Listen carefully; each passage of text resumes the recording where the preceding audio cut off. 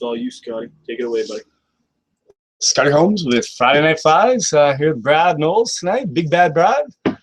Sheridan sort of hanging out to the side here, and there's no Boulder tonight. Boulder's taking his firearms course, so he's going to be learning about shooting things up, and we're going to tie up some flies. That's what we're going to do tonight. Well, we're going to tie up a fly to start, and we'll see where it goes to from there.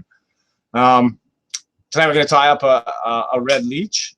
Simple pattern, great in lakes. I use it the odd time in the river, and I've caught fish with it, but I mostly use it in the lake. Spring and fall? Spring and fall, yeah. Especially in the fall. I definitely use it a lot more in the fall than I do in the springtime. Oh, I use it more in the spring than I do in the Do fall. you? Yeah. Yeah. So I mean, I guess that balances. I guess it's all up to you. Yeah. I guess it's how you feel about your flies and what you feel like fishing for. Yeah, fishing right now in Pemberton's a little bit slow. It's mostly lake fishing on some of the lakes. I drove by Green Lake today, and it's almost, you'd have to call it Brown Lake right now because it's so dirty. There's just so much sediment in the water. There's actually been quite a few coal being caught in the Birkenhead River. There was a group of guys in here this morning that have been just smoking them. Really, eh? Yeah, I guess the Burke hasn't been really affected by the flooding as much, eh? Yeah, I don't know what it is. Maybe the cooler temperatures, it's a little higher elevation or something. But anyhow, yeah. What are you tying today? Well, we're gonna tie this red leech. I call it my marabou mohair leech. It's got a tungsten bead on it. It's on a size 8 hook. Super easy to tie, super fast. We're gonna add in a little bit of flash on the back, which I do sometimes. I didn't on this one, but I definitely do. In a various in assorted colors, not just I do it with red. I sometimes put in some silver. I also sometimes we'll tie some laser dubbing, make it a little bit fatter as it goes up. I like this one because it's got nice thin profile, sinks pretty quick. Yeah, you know, pretty simple fly, pretty easy to fish. You can tow it around behind you. You can cast it and strip it. You can let it sink and jig it. You know, you put a little bit of extra weight on there. Let's go down to the fly. Let's get busy. Let's get busy. Okay, so there's what the fly looks like. We're gonna start off with our number 8 hook and a gold tungsten bead, 5/32. You can vary the size of the bead if you want. You can make it bigger. You can make it lighter. You know. Did you count? I like this size.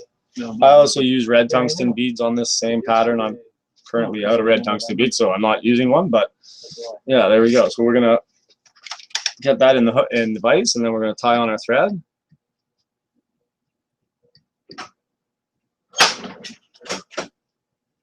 Tie on a thread. Get rid of that extra piece of thread,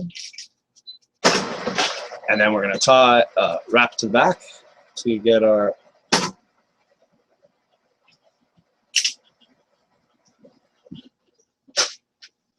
marabou on there. And you could add lead. You know, if you wanted to make it a heavier fly and you just want it to sink like there's no tomorrow, you could lead up the body a bit. These tungsten beads weigh a lot. I haven't got a scale yet, but I'd really like to see the difference in how much lead you actually have to put on to equal out to one of these beads, because they sure seem to sink fast. They get down. They get down. So we're gonna measure up our little tail here. We don't want it to be too big. I would say like about half the shank of the hook beyond.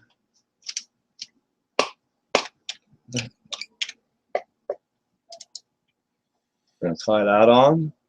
Throw a pinch of snuff here when we're watching. Pinch of snuff. Big get school on the sponsor tip here. Then we're gonna trim off our marabou. And now we're gonna put on our flash. You know what's crazy? Is the price of chewing tobacco in Canada. Chewing tobacco in Canada. It's a ridiculous. Crazy price. It is ridiculous. I'm not putting on a lot of flash. Just a couple pieces. They're long right now. We'll trim them up. There's 3 pieces, 3 on each side. We're gonna get that on there, and then we're gonna tie on our mohair. God, that's sexy stuff. I love that stuff. What, the mohair? Oh yeah, man. It's just super strong, you know. If it made that and you don't need UV. Oh. UV mohair. Oh man, they should get on that. They Okay. really should. And so You there know was, what? I think I said too much. I think I'm going to patent that. yeah, it's your idea. We said it first here on Friday Night Flies, for the record.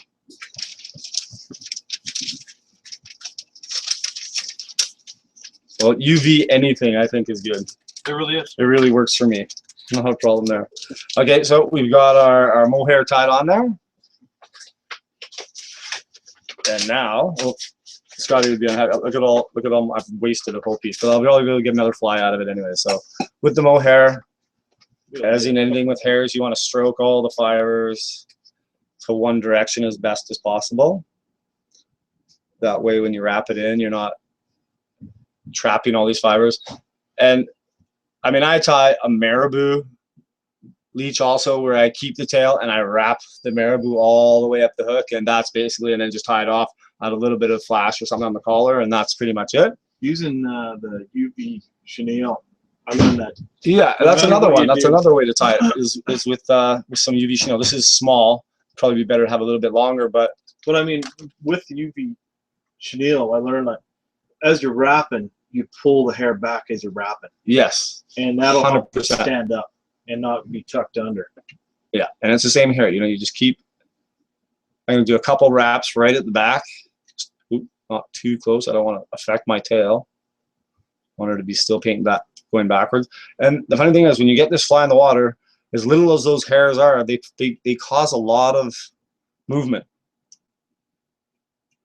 They don't. Well, you know what? I've never seen a full body freaking leech. They look pretty sparse and chromy. You know what I mean? They almost have that little bit of shine to them. Yeah. They flatline when they go through the water, man. They look like a freaking stick. That's like moving like a snake. You know what I mean? Like a miniature snake or an earthworm is kind of what they look like. Talking about leeches. Oh my God! This spring did I ever get into leeches? Oh yeah. We're up at Salmon Slough in the Pembina Meadows, and it's encompassed by private property. The only way to get to it is by boat. So I got the great idea to go out there with my canoe and go at it, and found out that there's beaver dam after beaver dam. Oh yeah. And I was in my shorts because, you know, water was somewhat warm, and you know how I am. I like to rock my shorts. Yeah, you'll wear the shorts. You were wearing your shorts right when we were steelhead fishing in December last year. So I step out to pull a canoe over beaver dam. Well, I was shoveling it around and pushed it back in, and I get back in the canoe, and oh my God. Just covered in leeches? Oh, you like nothing real big. They were all like maybe about the size of your fly there, maybe a little bit smaller. Yeah. But I was littered in them. And it really turned me off fishing that day. I tell you, it kind of ruined my day. Yeah. Leeches don't bug me. I mean, you salt them, you get rid of them, but they are. I wasn't prepared for it. I mean, yeah. You just didn't expect you got it, your eh? salt, you got whatever, you got your frickin' torch burning some bitches off, whatever. So Salt. when you're out in the middle of nowhere and you just started fishing and you're littered with leeches, man, your day is going to be a long day. It really Yeah, is. no, there's no question about that. That's for sure. So I just finished it off with a little bit of Senso's laser dub just to cover up the wraps, and I'll pick that out. And again, it'll add a little bit of flash and a little bit of more fuzziness right near the bead. I mean, you really didn't even need to go too much on the marabou tail, even. I mean, like... I could have gone less, yeah, for sure. Excuse me. But that looks good the way it is. A nice little contrast. But the marabou will definitely have a little bit more lively action to it in comparison to the mohair. Yeah. Well, no, but you know, that's what I was gonna say. You know what? It's kind of like the way eggs move through the water. 100%. How they leave that trail behind them. There's not much there doing it, but it's kind of got like a pattern behind it, right? So we're just gonna pick. Oop, I didn't probably trim my thread. So we'll just comb the whole thing out. I start right here at the front and really get really brushy, so to speak.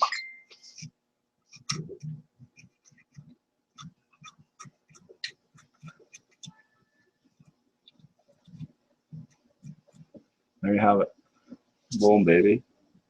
Done. Trim up the back here. You don't want it to be too long either. I usually trim them all slightly different sizes. That way they don't seem to get caught up with each other as much.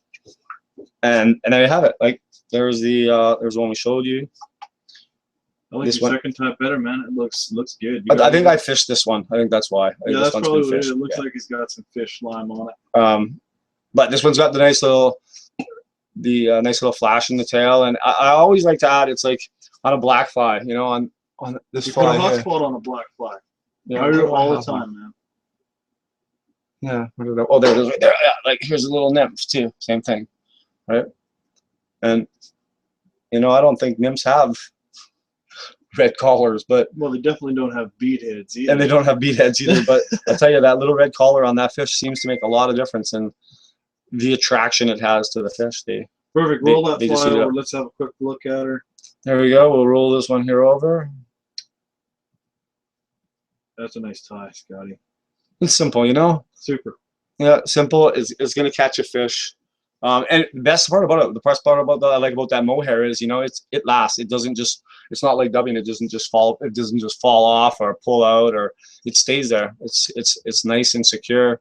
You know, you're going to catch a whole whack of fish with that baby. I'll tell you that. And she's still going to be fishable.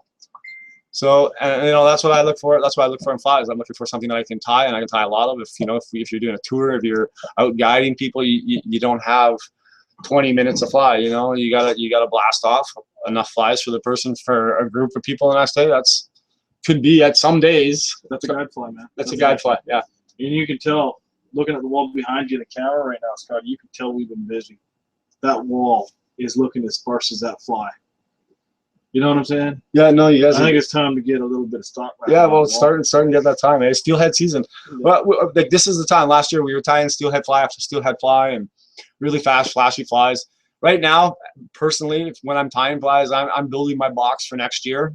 I seem to have a plethora of steelhead flies. Well, your man cave is your time bench. Yeah, it is. Yeah. Well, again, yeah, that is. You got one of that. Let's get some pictures of that on the website. Yeah, I will. Maybe I'll do that. I'll bring it in and I'll show you. Scotty's got a really nice tying bench too. He's got a whole table and a corner in his office. You that's guys are dedicated. fly tying junkies. Yeah, no, there's no question. Can't go into a fly shop without getting something. I love you. I do. I love you. Anyhow, let's get back out of here. Okay. We got more flies to come tonight. Okay, Friday Night Flies. Scotty Holmes. Great fishing. Get out there, enjoy it, and we're gonna tie one more fly later.